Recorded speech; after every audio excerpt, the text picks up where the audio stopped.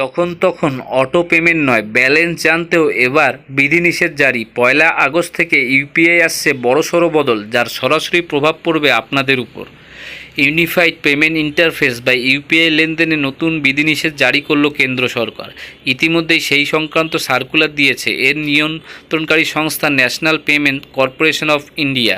সেখানে সমস্ত ব্যাংক এবং পেমেন্ট সার্ভিস প্রোভাইডারদের 10টি সর্বাধিক ব্যবহৃত অ্যাপ্লিকেশন প্রোগ্রামিং ইন্টারফেস ইউপিআই নিয়ন্ত্রণ করার নির্দেশ দেওয়া হয়েছে। আগামী 31শে জুলাইয়ের মধ্যে এর কাজ সেরে ফেলতে হবে তাদের। ফলে 1 আগস্ট থেকে লেনদেনের সময় বেশ কিছু সুবিধা আর পাবেন না ইউপিআই গ্রাহকরা।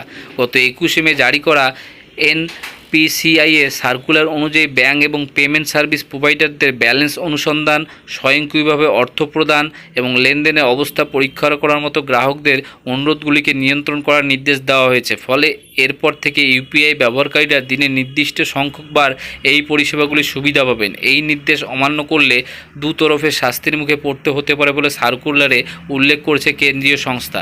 তারা 31শে আগস্টের মধ্যে পেমেন্ট সার্ভিস প্রোভাইডারদের একটি করে মুচলেখা জমা দিতে বলেছে এনপিসিআই।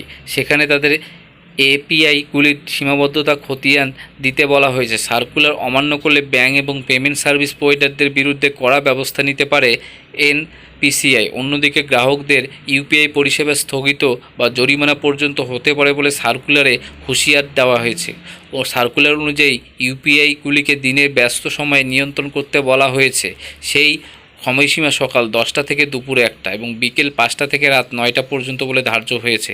31শে জুলাইয়ের পর ইউপিআইয়ের মাধ্যমে এই সময়সীমার মধ্যে গ্রাহকরা অটো পেমেন্ট করতে পারবেন না, তবে দিনের অন্য সময়ে স্বয়ংক্রিয় লেনদেনের মাধ্যমে বিল জমা করা যাবে।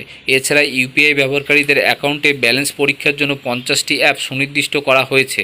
উদাহরণ হিসেবে যদি কেউ পেটিএম এবং ফোনপে দুটোই ব্যবহার করেন তাহলে 24 ঘন্টার মধ্যে 50 বার অ্যাকাউন্ট ব্যালেন্স পরীক্ষা করতে পারবেন তিনি। পাশাপাশি মোবাইল নম্বরের সঙ্গে যুক্ত তালিকার 25 জনকে দিনে পেমেন্ট করতে পারবেন তিনি।